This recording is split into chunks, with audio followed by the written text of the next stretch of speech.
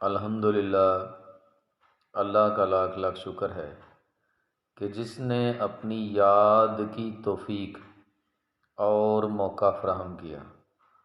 لاکھوں اور کروڑوں درود حضرت محمد مصطفیٰ احمد مجتبیٰ حبیب کبریا، امام الانبیاء خاتم النبیین صلی اللہ علیہ وآلہ وسلم کی ذات پر کہ جن کے طفیل مالک الملک نے یہ مہربانی فرمائی۔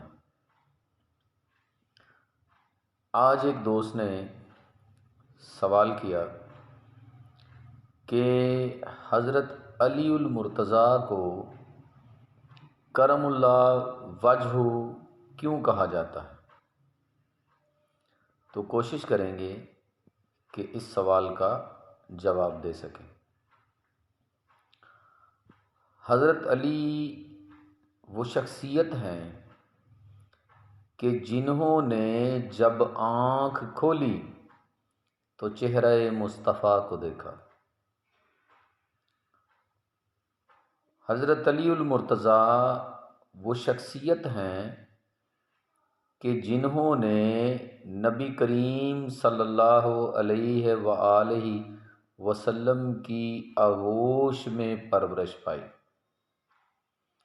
آپ کے زیر سایہ آپ نے پرورش پائی۔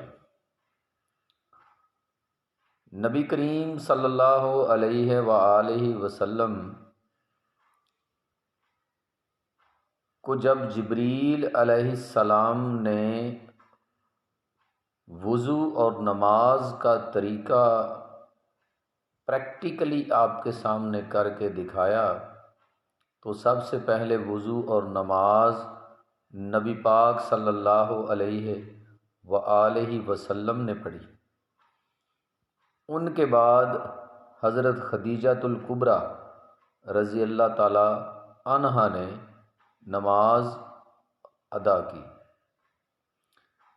تیسری شخصیت جو ہے جنہوں نے تیسرے نمبر پر وضو کیا اور نماز پڑھی وہ حضرت علی المرتضیٰ ہی ہیں۔ آپ کے بہت سے القابات ہیں، ابو تراب ہے، شیر خدا ہے، علی المرتضیٰ ہیں۔ ان میں یہ خاص لقب جو ہے کرم اللہ وجہ کیوں ہے؟ سب سے پہلے تو ہم اس کا معنی سمجھنے کی کوشش کریں گے۔ کرم اللہ وجہ کا مطلب ہے کہ مکرم کیا اللہ نے آپ کے چہرہ مبارک کو۔ کیسے؟ اس طرح کہ آپ نے بچپن سے پیدائش کے دن سے لے کر اپنے آخری وقت تک آپ کی پیشانی جو ہے، آپ کا چہرہ جو ہے کسی بھی بت کے آگے نہیں جھکا۔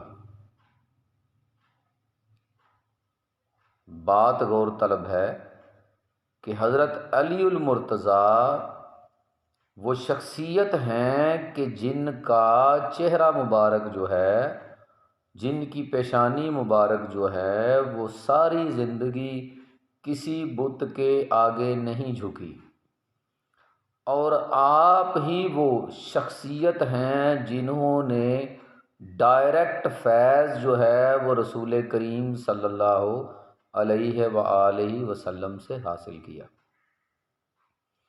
تو اس نسبت سے کہ آپ کی پیشانی کبھی بھی کسی بت کے سامنے نہیں جھکی، آپ نے سجدہ صرف رب ذوالجلال کے سامنے کیا، اور آپ نے تربیت اور فیض ڈائریکٹ حضرت محمد مصطفیٰ احمد مجتبیٰ حبیب کبریا صلی اللہ علیہ وآلہ وسلم سے حاصل کیا۔